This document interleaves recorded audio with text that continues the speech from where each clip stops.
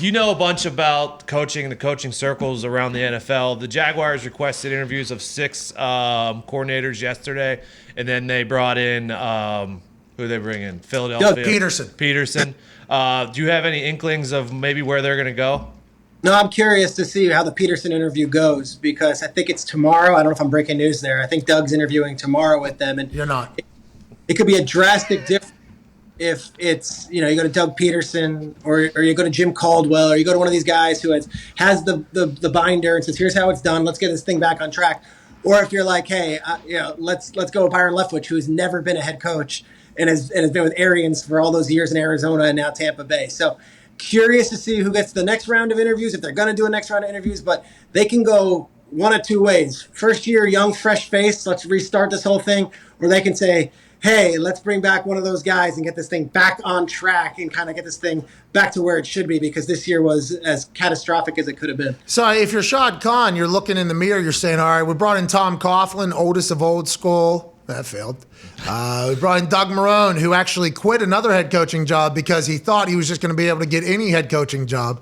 Became a coordinator and then got a head coaching job. He was a highly sought-after head coach who had been a head coach before.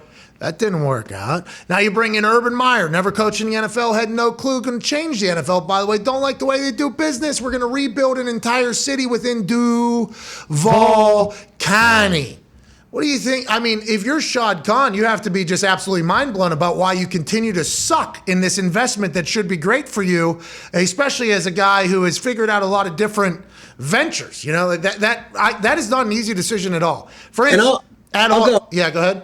I'll go further on this. So I was very in the weeds on their hiring process last time, and it was Urban was their 1, 2, 3, 4, 5, 6, 7, 8, 9 top choice.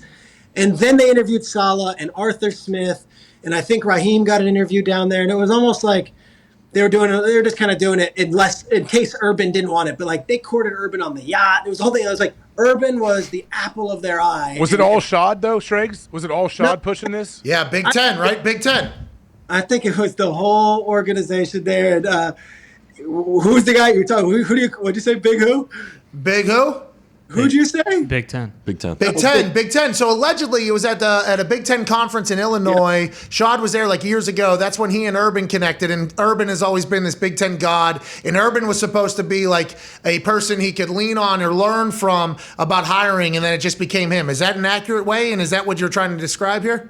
I think that's what I'm saying. So like the Urban was their white whale. He was their North Star. They got him. And it was like, we reeled him in. No one else could get him. We got him. And I don't even know if there was a line of suitors for Urban Meyer, but the Jaguars were so in that they almost didn't go through the process last year the way that you might have should have if you were hiring fresh. So Saleh came through and Arthur Smith came through and Raheem came through, but like there never was this great desire. Now though, they got to look at it. And I'll give you a name who was there for years under Marrone and is now in Green Bay with Aaron, and the offensive coordinator, Nathaniel Hackett, who interviewed last year with Atlanta. And Rodgers does not do this. Rodgers called up Atlanta, from what I'm told, and was like, you got to really consider Hackett. Like, Hackett used him as a reference, and it's Rodgers. He could do it. He doesn't have to do it.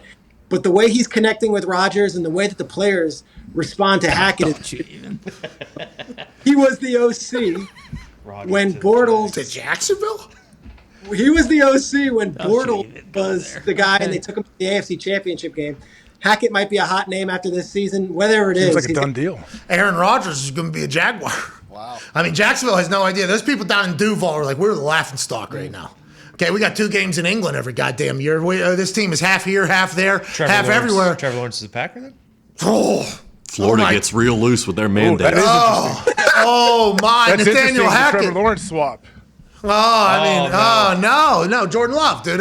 Anyways, we're just telling you what the internet's going to do. If Nathaniel He's not going to fucking Jacksonville.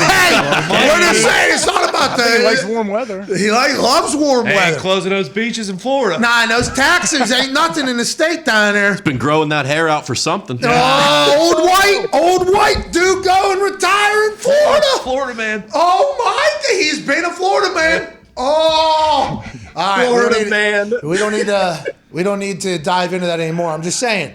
Where Hackett goes, I assume there's going to be a lot of conversation about, are Aaron and Devontae potentially following this guy that they love that so much their references. I'm not saying that's going to happen, okay? We're all love in Green Bay right now. We're all love in Green Bay right now, but I'm just saying that's going to be talked about. These are things that have to be talked about, and that's what this show is.